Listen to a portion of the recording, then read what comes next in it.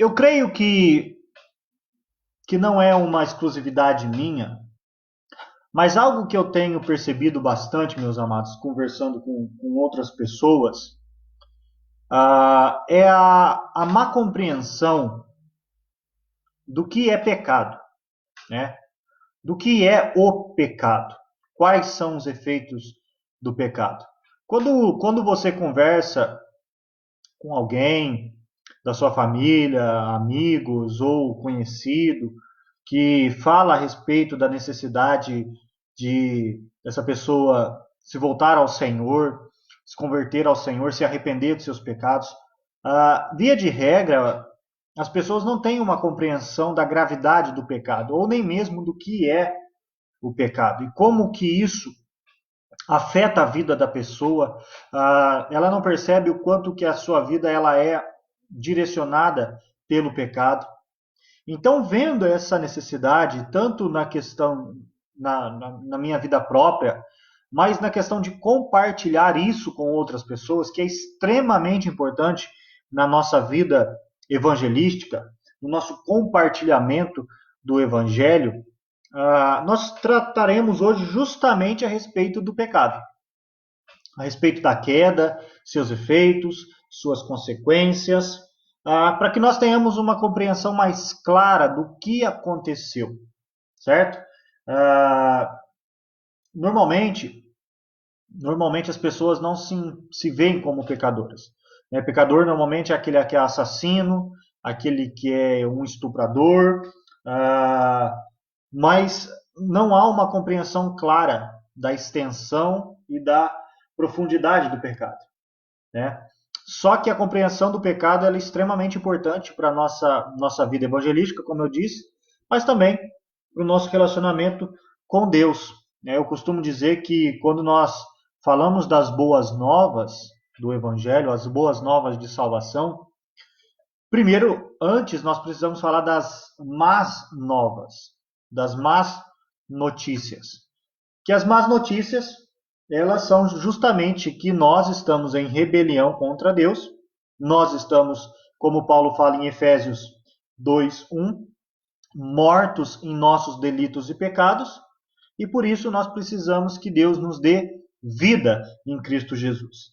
Então, por isso, o texto que eu vou usar para fundamentar as nossas palavras de hoje, falando a respeito da queda, do pecado, é um texto que se encontra lá na carta aos Romanos, capítulo 3, verso 9 em diante. Aqueles que se encontram com suas Bíblias podem acompanhar. Aqueles que não têm Bíblia nesse momento, ao seu alcance, estejam atentos à leitura da palavra do Senhor. A Cássia também entrou. Bom dia, Cássia. Nós falaremos hoje a respeito da queda, do pecado. Romanos 3, verso 9 em diante, diz assim: que se conclui? Temos nós qualquer vantagem? Não, de forma nenhuma. Pois já temos demonstrado que todos, tanto judeus como gregos, estão debaixo do pecado. Como está escrito, não há justo, nenhum sequer. Não há quem entenda, não há quem busque a Deus. Todos se extraviaram, a uma se fizeram inúteis. Não há quem faça o bem, não há nenhum sequer.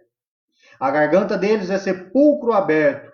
Com a língua, urdem engano, veneno de víbora está nos seus lábios. A boca, eles a têm cheia de maldição e de amargura. São seus pés velozes para derramar sangue. Nos seus caminhos há destruição e miséria. Desconheceram o caminho da paz. Não há temor de Deus diante dos seus olhos. Percebam, meus amados, que o quadro que Paulo nos traz é que tanto o judeu como o grego, ou seja, todo ser humano, ele diz, está debaixo do pecado. Mas vamos entender como que isso começou e quais foram as consequências disso para toda a humanidade. Quando nós olhamos para o nosso Catecismo Maior de Westminster, na pergunta de número 21, quando fala a respeito do estado do homem, se o homem continuou no estado em que Deus o criou no princípio, a resposta que o catecismo nos traz é essa: que os nossos primeiros pais, ou seja, Adão e Eva, sendo deixados à liberdade da sua própria vontade, pela tentação de Satanás, transgrediram o mandamento de Deus, comendo do fruto proibido. E por isso caíram do estado de inocência em que foram criados. Percebam, meus amados, que a Escritura diz que os nossos pais, eles foram deixados à liberdade da vontade, tá? Então eles foram seduzidos ali por Satanás, e o que aconteceu? Eles caíram. Eles caíram. É assim que nós podemos entender o pecado e como a consequência do pecado é essa questão da queda, tá bom? Eles caíram. Então percebam que quando nós olhamos aqui para essa pergunta do catecismo, ele fala nossos primeiros pais, né? O que o catecismo está fazendo? Está mostrando que é algo histórico. É o que aconteceu na história. Né? E daí está a importância, meus amados, nós entendermos Gênesis 1, 2 e 3 como acontecimento histórico, a criação, o episódio da criação, o episódio da queda como algo histórico, algo factual. Tá? Muitas vezes as pessoas olham para Gênesis 1, Gênesis 2, Gênesis 3 e imaginam que apenas uma fábula, uma ilustração, uma história ilustrativa. Não. A Escritura nos apresenta Gênesis 1, 2, 3 como algo factual, algo histórico, que aconteceu na história. Os nossos pais, lá no princípio, eles foram deixados à liberdade, e deixado a liberdade de sua vontade, eles foram seduzidos por Satanás e caíram. Tá? Eles caíram. Por que é importante nós entendermos isso? Porque tanto o princípio da criação, o pressuposto da criação, da queda e da redenção se encontra em Gênesis 1, 2 e 3. Se nós eliminamos o efeito da queda, a história da queda de Gênesis, lá em Gênesis 3, não há por que redenção. Não há necessidade de redenção. Tá? Então entenda a queda como algo histórico, algo factual, tá bom? O que é importante nós também entendermos, né? O que é a queda? O que é a queda? O que aconteceu na queda? Percebam que quando nós olhamos para Gênesis 1, quando Deus ele termina de criar o homem e ali ele olha para a sua criação, ele diz: "E eis que é tudo muito bom." Ou seja, o estado das coisas estava na sua perfeita harmonia, estava em perfeita conformidade com a vontade de Deus. A criação, tanto a criação, o cosmos, como o próprio homem, atingiu o seu propósito. Né? Que quando nós olhamos para o nosso catecismo, a primeira pergunta, que qual é o fim principal do homem, qual é o propósito, qual é a razão do homem, nos é ensinado que é glorificar a Deus e se alegrar e gozar, né, e se satisfazer nele para sempre. Ou seja, o homem conseguia atingir esse propósito. Tá? O homem glorificava a Deus, a criação glorificava a Deus e se alegrava no Senhor. Tá? Só que quando nós falamos de queda, lembra que nós acabamos de falar aqui que na pergunta diz que eles caíram com a primeira transgressão, pecou e caiu. Então percebam que traz uma ideia de descer de patamar. Assim que nós podemos entender, né? O homem estava em um estágio superior, um estágio em que havia liberdade, certo? Lembra que nós lemos que ele foi deixado à liberdade, o homem tinha essa liberdade de escolha, de obedecer ou não, certo? E aí, o que acontece? Ele sai desse estágio superior e vai para um estágio inferior. o estágio superior antes da queda e um estágio inferior depois da queda. Então, depois da queda, tem esse contraste, meus amados, do homem antes da queda e do homem depois da queda. O homem antes da queda glorificava a Deus e se alegrava nele. Eis que tudo era muito bom. A natureza atingia o seu propósito, a sua razão de ser. Tá? Após a queda, nós vemos que algumas consequências vieram em decorrência do pecado. Tá? Então, o homem, nós veremos posteriormente aqui que o homem ele não consegue mais glorificar a Deus por si só e se alegrar no Senhor e ter prazer no Senhor. Então, essa é a ideia. Então, percebam, meus amados, que o estágio superior antes da queda é um estágio de liberdade. De liberdade. O que acontece quando o homem cai? Ele vai para um estágio inferior, que é um estágio de escravidão. O homem, é isso que é irônico. O homem usando da sua liberdade, ele fazendo mau uso da sua liberdade, ele se torna escravo. Escravo do pecado, escravo de Satanás. Então, aí que a gente vê, como nós vimos aqui no nosso catecismo maior, na pergunta de número 21, né? É dito que ele foi tentado por Satanás e comeu do fruto e caiu do estado de inocência em que foi criado, certo?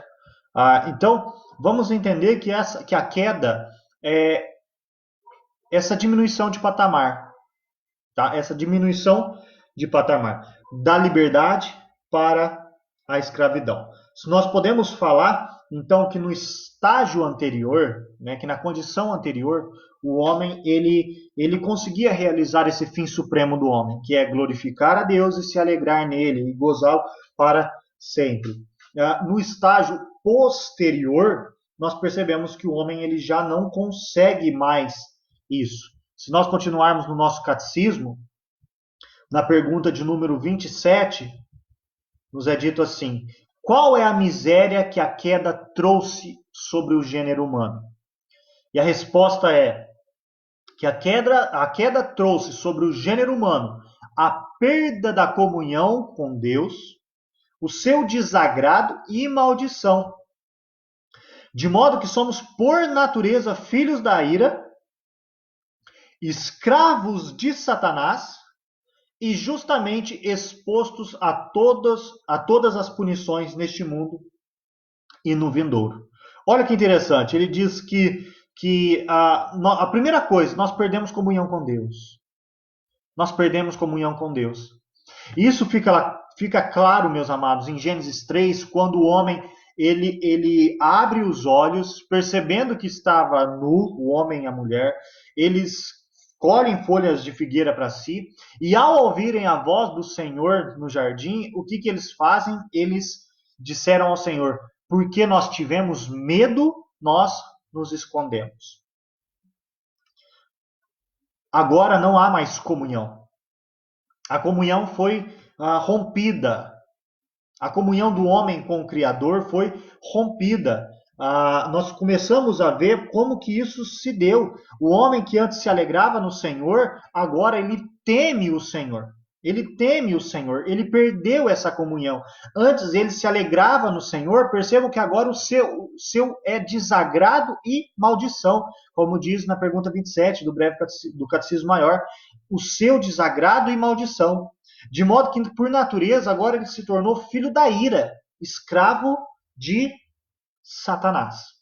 Escravo de Satanás e sujeito, então, como ele coloca aqui, a todas as punições, tanto nesse mundo como no mundo vindouro. Então, essa é a condição posterior. Essa é a condição posterior. É assim que nós devemos entender as consequências do pecado. Nós nos afastamos do Senhor, nós tememos o Senhor, nós fugimos do Senhor. A voz de Deus não é mais algo agradável aos nossos ouvidos. Pelo contrário, ela perturba, ela incomoda. É assim que é a voz do Senhor. Por isso que, meus amados, quando evangelizamos, ou até mesmo nós, quando escutamos certas palavras, o nosso coração se incomoda com aquilo.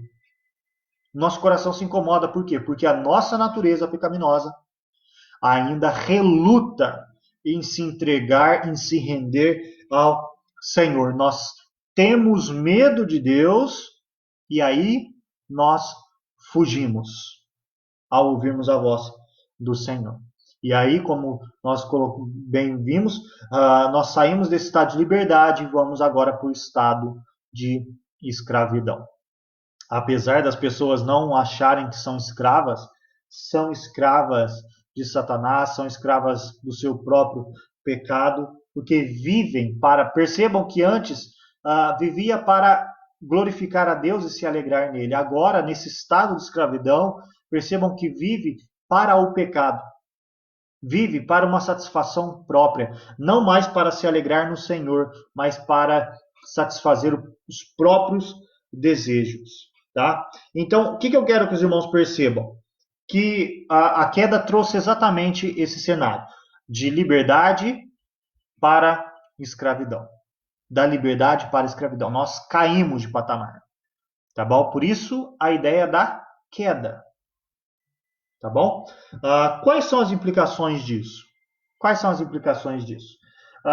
Uma das implicações disso é que nós podemos considerar duas coisas. Que o pecado nos faz, todos seres humanos, serem culpados diante de Deus. No texto que nós lemos, lá em Romanos capítulo 3, um pouquinho adiante, ele vai dizer assim, né, no verso...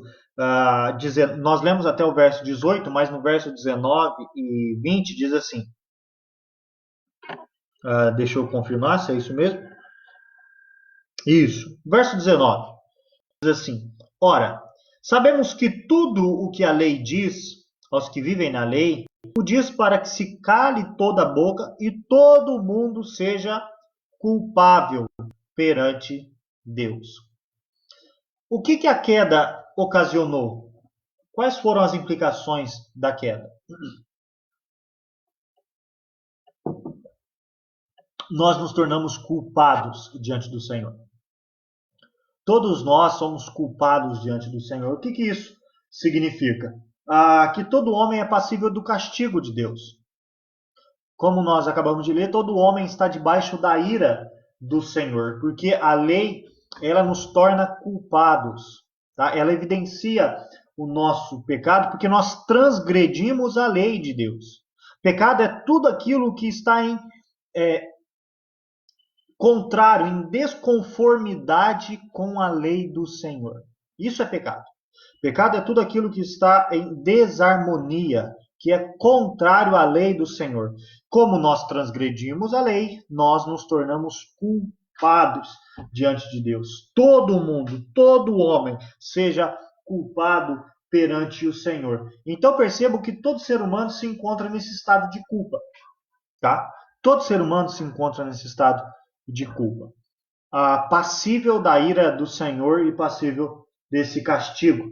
Então, a culpa, meus amados, é a evidência de que nós transgredimos a lei do Senhor. Tá? E além da culpa, a Escritura nos fala a respeito da corrupção. Nós nos tornamos culpados e totalmente corrompidos. É isso que eu quero focar um pouco mais nessa manhã. Nessa corrupção que nós obtivemos. Perceba que no texto que nós lemos no início do nosso culto, Paulo vai falar que não há um justo, nenhum sequer. Não há quem entenda, não há quem busque a Deus, todos se extraviaram e a uma se fizeram inúteis. Não há quem faça o bem, não há nenhum sequer. Quando nós falamos da corrupção, nós precisamos entender qual foi a extensão dessa corrupção. Aquilo que nos 5 pontos do calvinismo nós chamamos de depravação total. A depravação total do homem. Que é essa corrupção extensiva. O que eu quero dizer com isso, meus amados? Eu não quero dizer que nós não praticamos todo o mal que nós somos capazes de praticar. Tá? Quando nós falamos que o homem é totalmente depravado, nós não estamos falando que ele pratica todo o mal que ele pode praticar. Ele tem potencial para isso. Mas percebam que aí que é interessante, que até mesmo para o homem cometer pecado, há um limite. E esse limite é imposto por Deus. Deus refreia esse mal. Deus contém o mal no mundo. Deus contém o nosso mal. Então, quando nós falamos da extensão da corrupção, eu não estou falando dela no sentido de grau, né? Que o homem ele consegue, ele atinge o nível máximo de mal, que ele pratica o nível máximo que ele poderia praticar. Não é essa a ideia, tá? Porque Deus, ele limita isso. Imagine se eu e se você fôssemos praticar todo o mal que nós poderíamos praticar.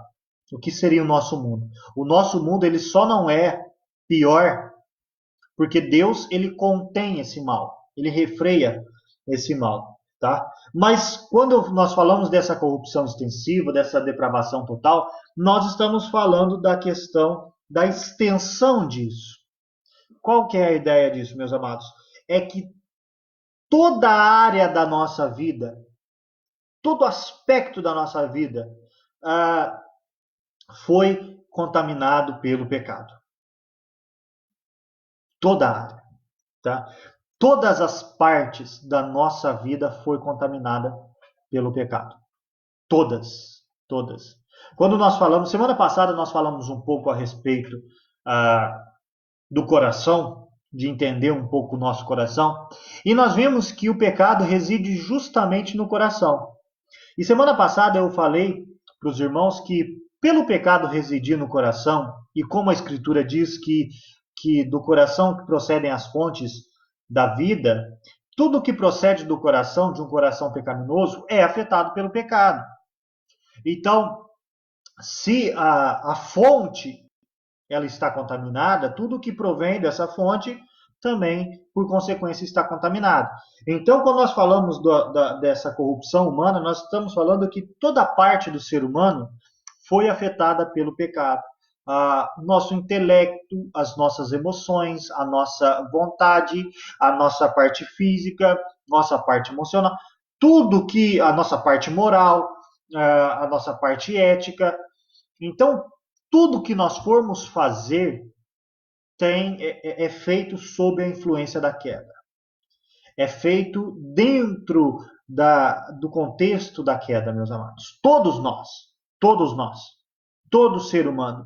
Como Paulo diz, não há nenhum homem sequer, não há um justo. Tá? Todos se extraviaram em uma, fizeram inúteis. Não há quem entenda. Essa é a ideia dessa corrupção excessiva. Todas as partes do homem foi afetada pelo pecado. E aí o que nós podemos perceber com isso? Que aí nós vemos a nossa incapacidade, se nós voltarmos no ponto anterior, a nossa incapacidade de glorificar a Deus e de ter prazer nele. Porque nós não conseguimos, meus amados. Essa que é a questão, a nossa impossibilidade. A nossa impossibilidade de glorificar a Deus e de ter prazer nele.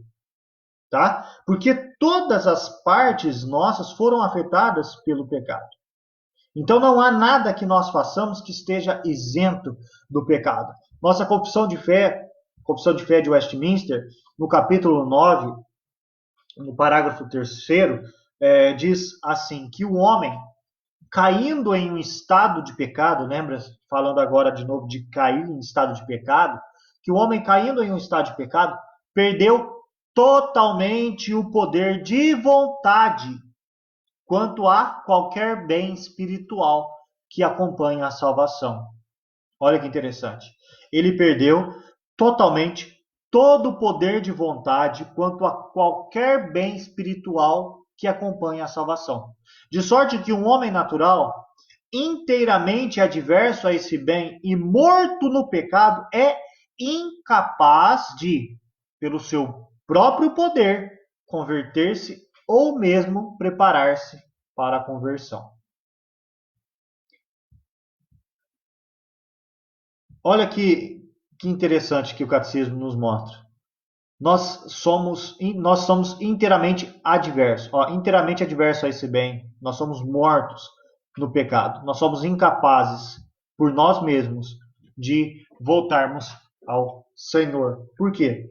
Porque todo o nosso ser foi contaminado. Nós agora somos incapazes, impossibilitados de nos salvar. Impossibilitados de ter prazer em Deus e de glorificá-lo. Tá? Essas são algumas implicações do pecado, da queda. As implicações da queda. E o problema, meus amados, mais tão grave quanto isso, mas que também nos chama a atenção, é que nós não percebemos isso. É que o ser humano não percebe esse estado de miséria que ele se encontra. Como eu disse para os irmãos no começo da nossa meditação, eu cada vez mais isso tem ficado nítido para mim, né? Quando eu começo a conversar com algumas pessoas não cristãs, ou até mesmo algumas cristãs, que elas não percebem o estado que se encontram, não percebem o pecado que estão diante dela, o pecado que está no coração delas. Essa necessidade de consciência do pecado é algo extremamente importante. Eu costumo falar para os irmãos que me acompanham na igreja, né, que enquanto nós não entendermos a gravidade do pecado, pouco valor nós daremos à obra de Cristo. Enquanto nós não entendermos a gravidade do pecado, pouco valor nós daremos ao sacrifício do nosso Senhor. Então percebam que há uma necessidade de consciência da miséria em que nós nos encontramos, tá? Há uma necessidade desse reconhecimento dessa miséria. E percebam que quando eu falo miséria aqui, meus amados, eu não estou falando de questões materiais, tá? Eu não estou falando de miséria de recurso aqui, porque até mesmo nós podemos estar plenamente abastecidos com recursos, nós poderemos estar bem em relação aos bens dessa terra, mas nós ainda não compreendermos a miséria em que nós nos encontramos, a miséria espiritual que nós nos encontramos. E essa é a maior de todas as misérias. Essa não consciência do nosso estado. Essa não consciência do nosso estado pecaminoso. É isso que é mais grave no ser humano, meus amados. Percebam que, como Paulo, como o Catecismo diz, que nós perdemos totalmente a vontade, qualquer bem espiritual. Tá? E aí que nós vemos várias pessoas infelizes.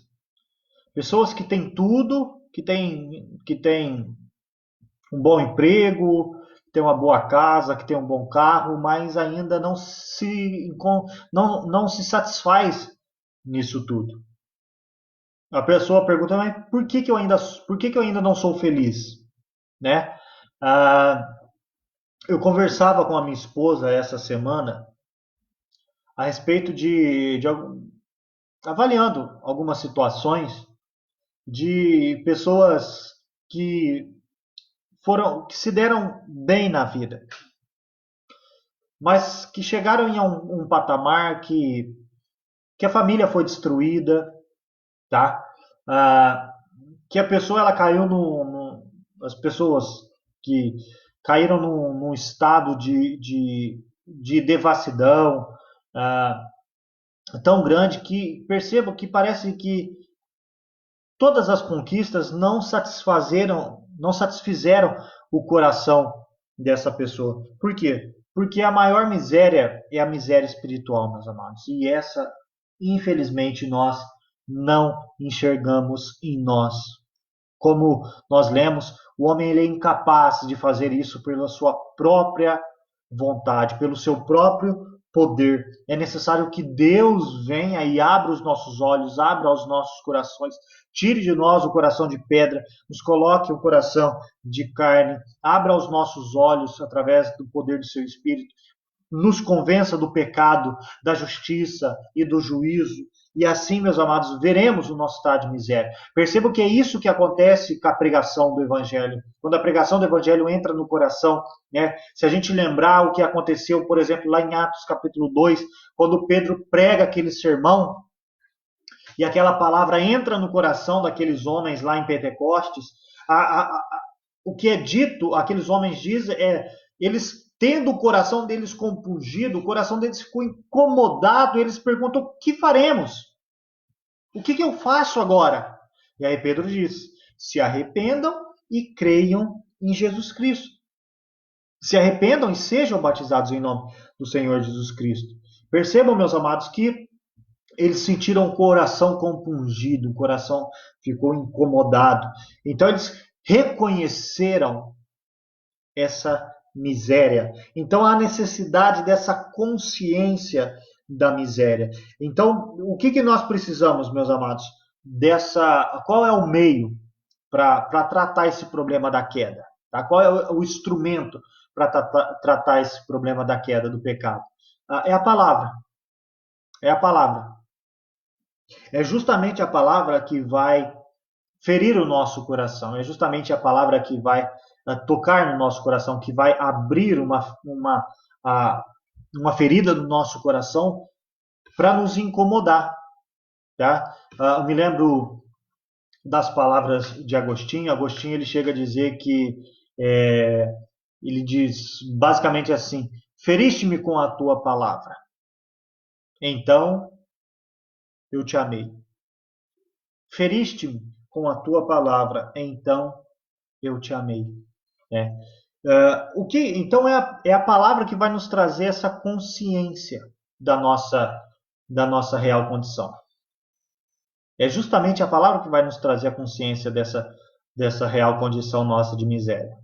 Tá? Então, sem a pregação da palavra, sem o efeito da palavra, sem a palavra sendo pregada e o nosso coração sendo compungido com isso, nós ainda continuaremos nesse estado de miséria, meus amados. Então, é isso que nós precisamos entender. Somente a palavra pode, de forma agressiva, e é isso mesmo que ela faz. Ela vem para rasgar, ela vem para destruir os nossos pressupostos, a nossa mentalidade, ela vem para transformar a nossa forma de ser. É somente a palavra para nos tirar dessa condição de miséria, de queda e nos colocar no caminho de redenção. Tá? O que nós vimos até agora, meus amados? Que nós somos culpados diante de Deus, nós nos tornamos totalmente corrompidos diante do Senhor, tá? Que essa corrupção ela atingiu cada parte da nossa existência, né? Não é à toa que é interessante que o nosso Senhor Jesus Cristo ele fala que nós devemos amar a Deus com toda a nossa força, de toda a nossa alma, com todo o nosso entendimento. Então ele traz várias questões ali que abrangem toda a existência humana. Né? Então, por quê? Porque a queda afetou cada parte da nossa vida. Por isso nós somos incapazes de nos salvar, incapazes de glorificar a Deus, incapazes de ter prazer no Senhor. O problema é que nós não percebemos isso. Nós não percebemos esse nosso estado de miséria. E aí a gente vê várias pessoas perguntando: mas por que então que eu não sou feliz? Justamente por isso. Porque o nosso prazer, a nossa satisfação estará no Senhor. Pois foi assim que nós fomos criados. Foi para isso que nós fomos criados. O problema é que nós caímos de patamar.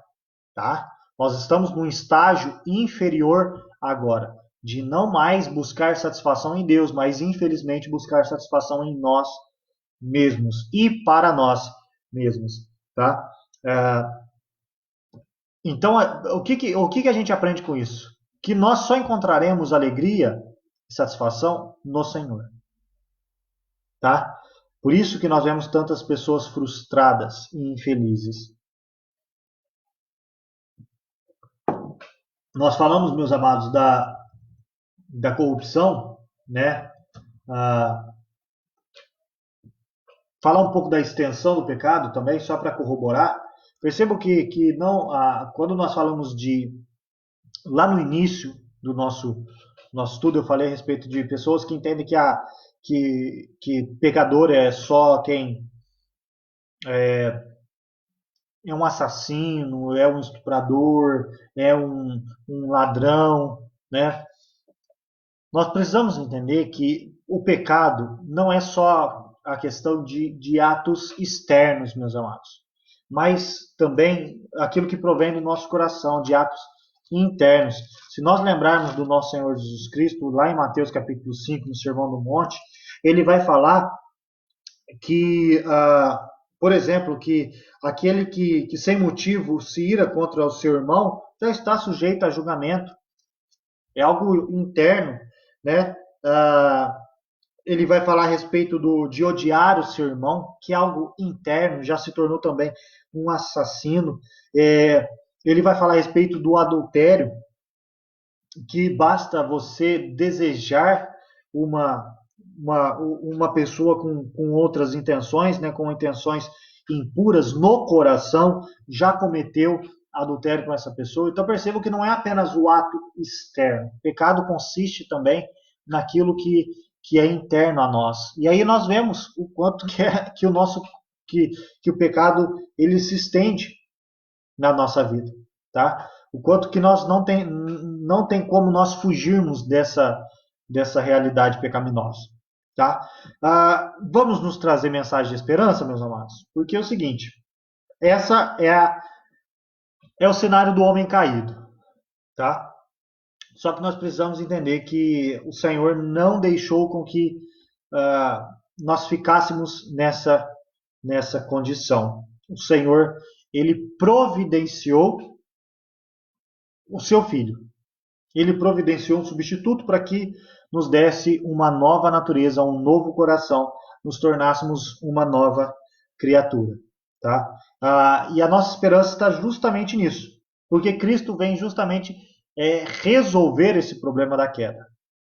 Para aqueles que têm fé em Cristo, Cristo vem justamente nos levar novamente, nos reconduzir ao patamar primário, né? Ao patamar anterior, ao patamar antes da queda. Porque hoje nós podemos buscar o Senhor. Agora nós podemos em Cristo ter prazer no Senhor, glorificar a Deus nas coisas que nós fazemos. É claro, meus amados, ainda com a influência do pecado, mas agora não mais escravos do pecado. Não mais escravos do pecado. Paulo fala bastante isso em Romanos capítulo 6. Se os irmãos tiverem oportunidade, depois leiam em casa. Que nós não servimos mais o pecado como se fôssemos escravos dele, mas hoje nós podemos servir a Deus como ressurretos dentre os mortos. Nós fomos ressuscitados em Cristo. Nós somos uma nova criatura. Agora há um novo homem, tá? Então, percebam que agora toda a nossa vida ela pode ser redirecionada ao Senhor, porque Cristo nos reconduz. Cristo nos coloca de volta nos trilhos. Eu acho interessante no último versículo do Salmo 119, a primeira parte desse salmo, o salmista diz assim, que essa deve ser exatamente a nossa oração, meus amados. Ele diz assim, ando errante como ovelha desgarrada, procura o teu servo. Olha o pedido do salmista. O salmista diz, alguns entendem que seja Davi aqui, né? Ando errante como ovelha desgarrada. É assim que nós nos encontrávamos. E Davi pede, procura o teu servo. Nosso pedido deve ser exatamente esse. Que nós, como ovelhas desgarradas, o Senhor vá até nós. o Senhor nos procure, porque nós não conseguimos voltar sozinhos. É necessário que o Senhor venha e nos ache, que o Senhor venha e nos leve de volta para o seu aprisco, que o bom pastor nos conduza a pastos verdejantes, nos alimente com seu bom alimento espiritual. Por isso nós precisamos da intervenção do nosso Senhor nas nossas vidas, porque nós somos como ovelhas desgarradas. E isso tudo em consequência da queda, do pecado, meus amados. Deixa eu acompanhar só um instante, meus irmãos. O que nós vimos, meus amados? Até aqui, e já para nós partirmos para o encerramento. Falamos hoje a respeito um pouquinho da queda, certo?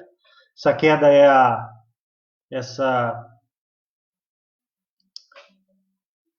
esse estágio inferior, tá? Nós caímos do nosso estado original. Nós estamos agora numa condição inferior a que o homem, a que os nossos pais se encontravam. Tá? Essa queda nos levou da liberdade para a escravidão. Todos nós nos tornamos escravos de Satanás, escravos do pecado. Antes nós conseguíamos cumprir o fim principal, o fim supremo da nossa existência, que é glorificar a Deus e se alegrar nele e gozá-lo para sempre. Agora nós não conseguimos mais, tá? Como eu já coloquei, a pergunta do Catecismo no Maior de Westminster, a 21 e a 27. E aí nós então, como eu disse, nós saímos da liberdade para a escravidão. Quais foram as consequências disso? Que nós nos tornamos culpados diante de Deus por sermos transgressores da lei do Senhor. Todos nós transgredimos a lei do Senhor e por isso nós somos culpados, passíveis de castigo e da ira de Deus. Nós podemos falar a respeito de que nós também nos tornamos corrompidos, totalmente depravados.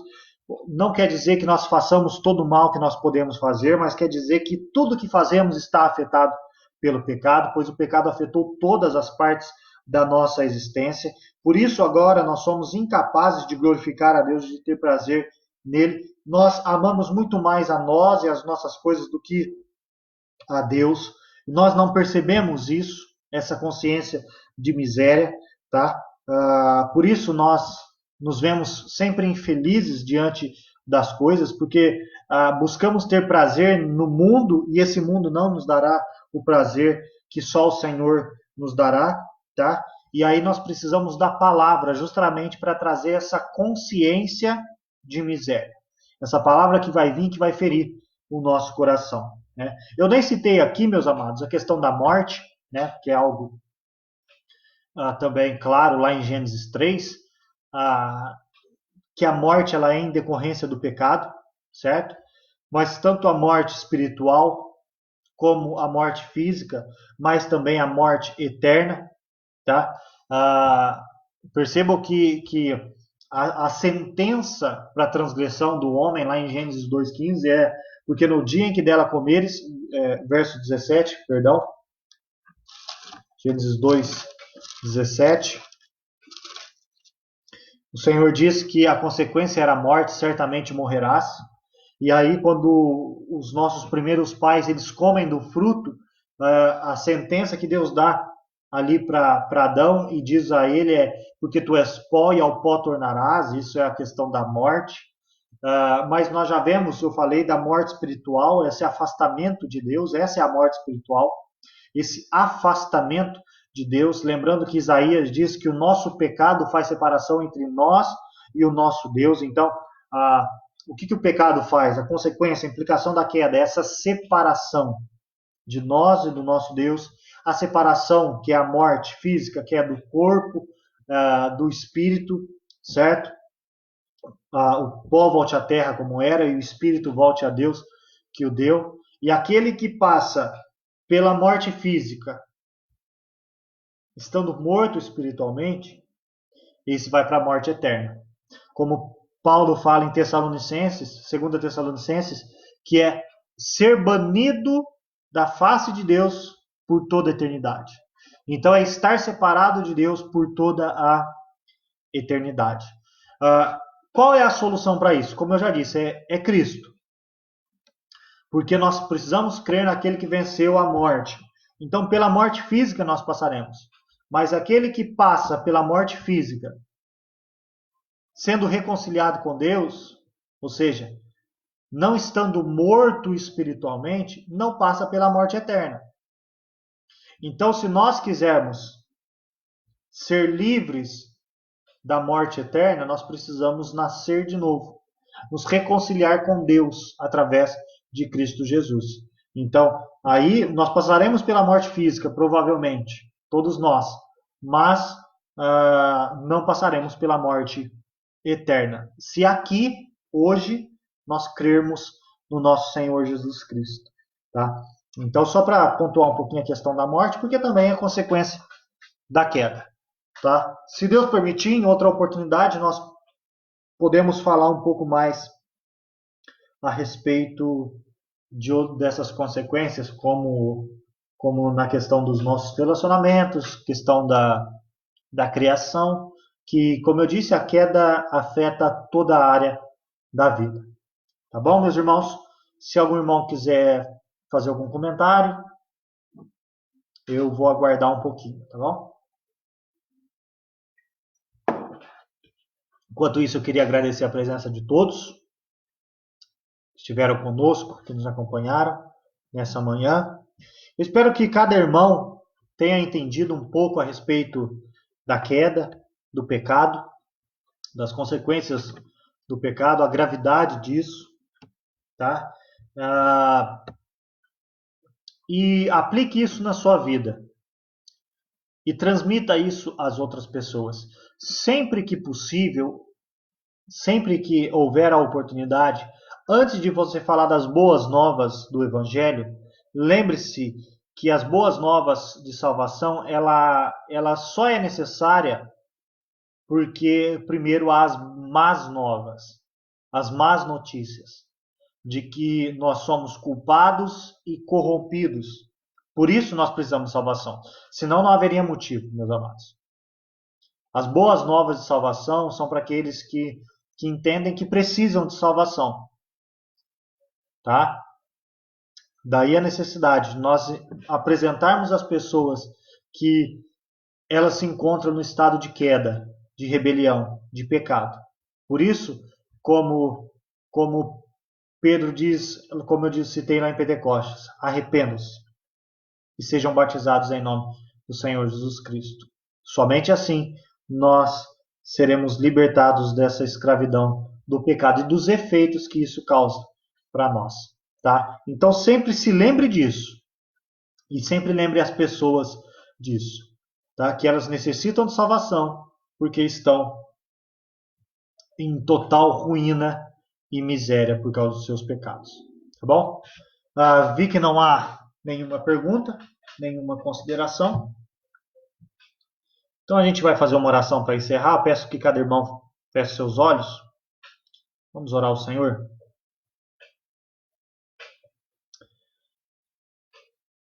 Querido Deus, nós queremos te agradecer, Senhor, pela tua palavra. Queremos te agradecer porque ela fere o nosso coração, ela evidencia, Senhor Deus, o nosso pecado. Ela mostra, Senhor Deus, o que há de pior dentro de nós, os nossos desejos, nosso egoísmo. Nós te agradecemos, Pai, porque a tua palavra, ela justamente é luz para as nossas vidas, para o nosso caminho, Pai. Queremos te agradecer, Senhor Deus, porque o Senhor tem nos mostrado o nosso estado de miséria. E através de Cristo, o Senhor nos tem conduzido a um caminho de liberdade. Como o Senhor mesmo diz que se o Filho vos libertar, nós verdadeiramente seremos livres. E cremos, Pai, na liberdade que Cristo nos traz. E como o Senhor nos ensina também na tua palavra, que essa liberdade não é para darmos ocasião à carne, mas agora para nós vivermos em obediência ao Senhor, Pai. Glorificando o teu nome e tendo prazer, alegria, satisfação, gozo na tua pessoa. Pai Santo, abençoe cada pessoa que nos acompanhou nessa manhã. Que cada pessoa tenha a compreensão da queda, do pecado, as consequências. Que transmita, Senhor Deus, também essa mensagem a outras pessoas. E que assim, Senhor Deus, recorramos ao único meio de salvação, que é Cristo Jesus. Obrigado por essa manhã. Que o Senhor nos ajude e nos fortaleça, em nome de Cristo Jesus. Amém. Então nós estamos encerrando, meus amados. Eu queria convidá-los e lembrá-los que hoje às 19 horas nós teremos o nosso culto ao Senhor. Então todos os irmãos estão convidados a acompanhar, a adorar o Senhor conosco. Hoje às 19 horas também aqui pela nossa página do Facebook. Nós temos os nossos canais, só que eu não estou com eles aqui. Nós temos o nosso canal no YouTube, tá? Depois eu passo para os irmãos, à noite eu passo para os irmãos. Eu achei que eu estava aqui com ele aqui no celular, não estou, mas depois eu providencio. Nós temos no YouTube, no Instagram e aqui também no Facebook. Se os irmãos puderem curtir lá a nossa página, se cadastrar lá, façam isso, também será de grande alegria para a gente, tá bom? E de grande ajuda.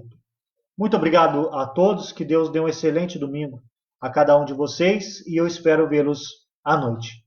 Grande abraço, até mais.